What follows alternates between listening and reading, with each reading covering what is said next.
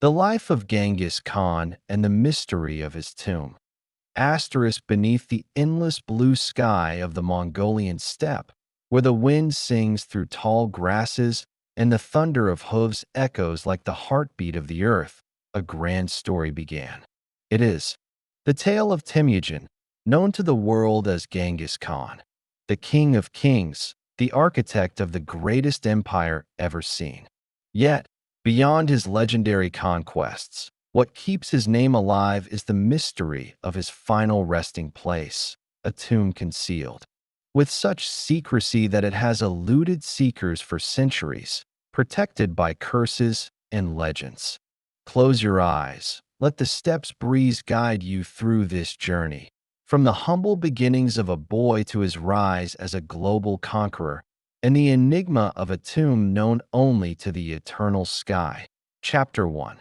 The boy by the Onon River in 1162. In a modest yurt beside the Onon River, a boy was born. Named Temujin, he was the son of Yasugi, leader of the Borjigin clan, and Hoelin, a resilient woman from the Okana tribe. According to the secret history of the Mongols, Temujin emerged clutching a blood clot, a portent of a grand destiny, a leader fated to rule. Genghis Khan biography. Under the vast sky, where eagles soared and the steppes stretched without end, Temujin's life began, not with glory but with relentless hardship. The Mongolian steppe in the 12th century was a realm of survival and strife, where tribes vied for grazing lands, livestock, and honor. Yasugi, Temujin's father, was a respected leader but had many enemies. He had taken Hoelin from A's rival tribe, a common practice that sowed seeds of vengeance. Temujin grew up in the yurt, learning to ride before he could walk, wielding a bow with unsteady hands, and listening to tales of steppe heroes by the firelight. But childhood joy was fleeting. At 9, Temujin's world shattered when Yasugi was poisoned by the Tatar tribe during a feast, a retaliation for past conflicts. His death left Hoelin and her 7 children, Temujin, Joki Hazer, Kasar, Temuj, and half-siblings, abandoned by the Borjigin clan. Cast out onto the unforgiving steppe, Hoelin led her family through brutal winters, teaching them to hunt rabbits, gather roots, and sometimes survive on river water alone. These years forged Temujin into a resilient warrior. He learned to track game, read the sky's moods, and guard his family against predators, both beast and human. Yet, the steppe also taught him cruelty. A pivotal moment came when Temujin and his brother Kasar killed their half-brother Begtur, suspecting him of plotting to seize family control. This brutal act revealed Temujin's fierce resolve to protect his kin, even at a tender age at 14. Temujin faced a greater trial. The Takiat tribe, once allies of Yasugi, captured him to prevent the rise of a rival's son. They forced him to wear a heavy wooden yoke, parading him through camps as a trophy of submission. But Temujin refused to break. One moonless night, feigning illness, he slipped from his captors, hid in a cart, and stole a horse to escape. This daring flight showcased his cunning and courage, earning whispers of awe among the steppes tribes. Genghis Khan, world history, returning home. Temujin sought to strengthen his position. At 16, he married Borte, daughter of the Kongarad tribe's leader, in a union arranged by Yasugi. Borte was not just a wife, but a partner, securing a vital alliance. Yet, joy was short-lived. Soon after the wedding, the Merkit tribe abducted Borte to humiliate Temujin. Unwilling to lose her, he turned to Jamuka, his childhood blood brother, and Togrul, leader of the Karait tribe. With their aid, Temujin launched a bold raid on the Merkit camp, rescuing Borte and crushing his foes. This victory elevated his reputation, marking him as a leader to watch. In the years that followed, Temujin built his own following. He won the loyalty of men like Borshu, a young warrior who became his closest friend, and Jelm, a brave soldier devoted to his cause. But the path to power was fraught. Jamuka, once a brother, became a rival as they vied for supremacy. Their rivalry spanned years, filled with bloody battles and intricate political schemes. Temujin wielded not only force but diplomacy, forging alliances through marriages and rewarding loyalty generously. BY 1206, Temujin's ascendancy reached its zenith. At a grand Kurultai, a tribal assembly, by the Onan River, leaders from across the steppe gathered under the boundless sky. Warriors, shamans, and chieftains stood in awe as Temujin, now 44, stepped forward, his eyes sharp and voice commanding. The tribes, once divided by feuds, pledged allegiance.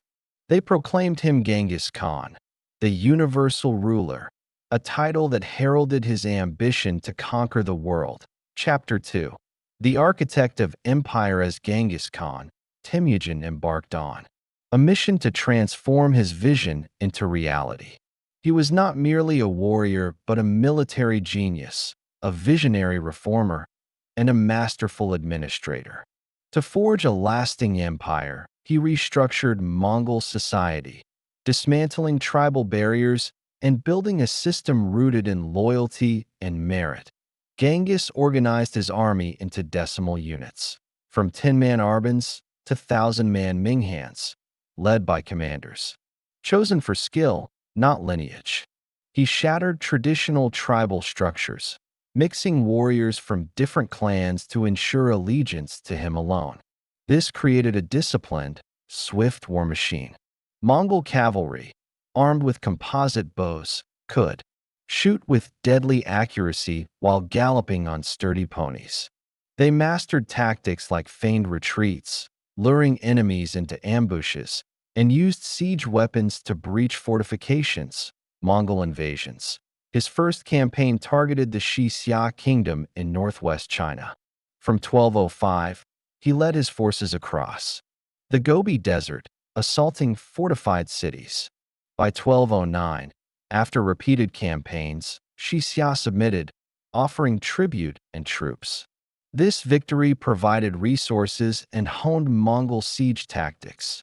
Genghis Khan's conquests. In 1211, Genghis turned to the Jin dynasty, a formidable power in northern China. With 100,000 men, he breached the Great Wall, defeating Jin armies at battles like Huanerzui, 1211. By 1215, Beijing fell, its riches, gold, silk, and skilled engineers, bolstering Mongol might. The Jin conquest sent a message: no empire could withstand Genghis Khan. His ambition knew no bounds. In 1219, he launched a campaign against the Khwarezmian Empire in Central Asia, provoked by the murder of Mongol envoys, a grave insult. With 200,000 troops, he swept through deserts and mountains, razing legendary cities like Bokhara, Samarkand, and Urgench. Within 2 years, the Khwarezmian Empire was obliterated, extending Mongol rule to the Caspian Sea. This campaign showcased Mongol logistical prowess, sustaining armies across vast distances. Mongol Empire. Despite his reputation for ruthlessness, Genghis was a shrewd ruler. He promoted trade, establishing the Yam postal system with relay stations every 20 to 30 miles, speeding communication and commerce. He safeguarded Silk Road routes, enriching cities like Samarkand. He embraced religious freedom, allowing Islam, Buddhism, Christianity, and other faiths to coexist. These policies ushered in the Pax Mongolica, a period of relative peace that fueled cultural and economic exchange across Eurasia, legacy of Genghis Khan. But to ensure his empire's longevity, Genghis divided territories among his sons, Jochi, Chagatai, Ogidi, and Talui, naming Ogidi as his successor. He appointed brilliant generals like Subutai and Jebe, who later expanded the empire to Eastern Europe and the Middle East. His vision was not just conquest, but a new world order, with the steppe at its heart. Asterisk Chapter 3. The Final Days in 1227. At 65, Genghis Khan remained a warrior, leading a campaign against the Xia for their betrayal. While besieging the capital, Zhongxing, he fell ill. Some sources claim he was injured falling from a horse startled by wild boars during a hunt. Recent studies suggest plague, spread by Central Asian traders, or an infected wound, Genghis Khan's death. Whatever the cause, he sensed his end in his yurt. As the steppe wind howled, Genghis summoned his sons and generals. With a frail but resolute voice, he commanded, "Take my body to Mongolia, to the land of my birth, near Burkhan Khaldun. Bury me in secret, where no living soul can find. My tomb must merge with the steppe, witnessed only by the eternal sky." This wish reflected his belief in the sacred bond between man and nature, burial place of Genghis Khan. Upon his death, his body was placed in a golden coffin, crafted by Beijing's finest artisans. A heavily guarded funeral cortege began a 1,000-mile journey to Mongolia. To ensure secrecy, the warriors killed anyone they encountered: shepherds, merchants, travelers. Near the sacred Burkhan Khaldun in the Kenai Mountains, revered by Mongols, he was laid to rest in a simple yet solemn ceremony under moonlight, with shamans chanting to the spirits to erase all traces. The warriors diverted a river branch over the site, turning it into a marsh. Thousands of horses trampled the earth, blending the tomb into the steppe. Some legends claim a forest was planted above, so within years, the site became indistinguishable. Why tomb can't be found? Genghis's death was concealed for weeks. His generals continued the Xia campaign, pretending he lived, until victory was secured. Only then did they announce his passing, and Ogdi ascended as Great Khan, carrying forward his father's legacy. Chapter 4. The Secret Beneath the Steppe. Since 1227, Genghis Khan's tomb has been history's greatest unsolved mystery. For over 8 centuries, explorers, archaeologists, and scientists have sought it, to no avail. Burkhan Khaldun, in the rugged Kenai Range, is the focal point of speculation. Its vast terrain, dense forests, rivers, and peaks, spans thousands of square miles, making the search akin to finding a needle in a haystack. In the 1930s, Soviet archaeologists scoured the Kentai but found only earth and stone. In the 1990s, a Japanese expedition, funded by a media conglomerate, used ground-penetrating radar but halted due to local protests fearing disturbance of the Great Khan's spirit. In 2001, an American-Mongolian team led by Maury Kravitz discovered a walled burial site near Bad Sharit, 200 miles from Ulaanbaatar, containing 20 unopened tombs. Located near the Onan River, it was a promising lead, but government and public opposition stopped the project. Burial place of Genghis Khan. In 2015, archaeologist Albert Yumin Lin, with National Geographic, used LiDAR to scan Burkhan Khaldun, detecting underground anomalies possibly indicating ancient structures. Follow-up investigations yielded no definitive proof. Some scholars suggest the tomb may have been destroyed by time or looters. Others believe it's hidden too well, perhaps in a mountain cave or riverbed, beyond modern technology's reach. The hunt for Genghis Khan's tomb. The challenge lies not only in terrain but in scarce records. The secret history of the Mongols omits details of the tomb. Accounts from China, Persia, and Europe, while praising Genghis's might, offer no clues. This secrecy was deliberate, executed with the unwavering loyalty of his warriors. Chapter 5. Legends and Curses. The tombs. Mystery has spawned countless legends, each adding to its allure. A famous tale, recorded in Erdeni Tabchi, 1662, claims that during burial, Genghis's warriors killed a camel calf and buried it with him. The grieving mother was released to the steppe, so his family could later follow her to the tomb. Poetic, but unverified. This story may be a myth to deepen the enigma, burial place of Genghis Khan. Another legend speaks of a curse guarding the tomb. It's said that disturbing Genghis's rest invokes the wrath of steppe spirits, bringing calamity. This belief, though unproven, explains failed expeditions, storms, accidents, or misfortune, and deters even modern archaeologists' stories of treasure abound: gold from Beijing, gems from Samarkand, weapons from fallen kingdoms. Some imagine the tomb as an underground palace with traps, like an Egyptian pharaoh's. Yet, given Genghis's pragmatic nature, historians argue he likely chose a simple burial, blending with the steppe that a tale from Altan Topchi, 1604, claims. Only his shirt, yurt, and boots were buried in a decoy tomb in Ordos, while his body lies elsewhere. This adds complexity, confounding searchers seeking truth amid myth. These legends, though lacking evidence, transform the tomb into a symbol of mystery and power.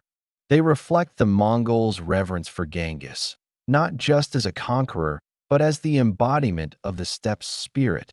Chapter 6. A legacy enduring. Genghis Khan's legacy is a tapestry of conquest and innovation. Responsible for millions of deaths, some estimate a 10% global population drop in the 13th century. He also built an empire bridging east and west. The Pax Mongolica enabled ideas like gunpowder and printing to reach Europe, Venetian merchants like Marco Polo to travel safely, and Islamic scholars to advance astronomy, laying roots for the Renaissance. Legacy of Genghis Khan. That in modern Mongolia, Genghis is a national hero. A 40-meter statue near Ulaanbaatar gazes over the steppe. His image graces currency, stamps, and products from vodka to chocolate. Annual festivals celebrate his birth with horse races and wrestling. In shamanic rituals, he's venerated as a guardian spirit, his name chanted by firelight, Mongolia's forbidden zone. Yet, his legacy is debated.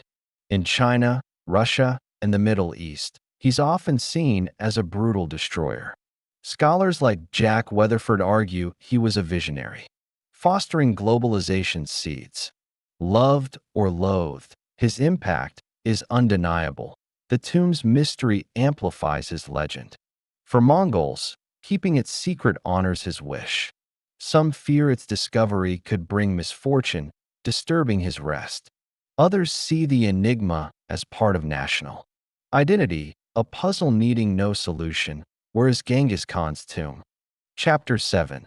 The Whisper of the Steppe. As you close your eyes, picture the Mongolian steppes stretching endlessly, grasses swaying in the breeze, eagles circling above.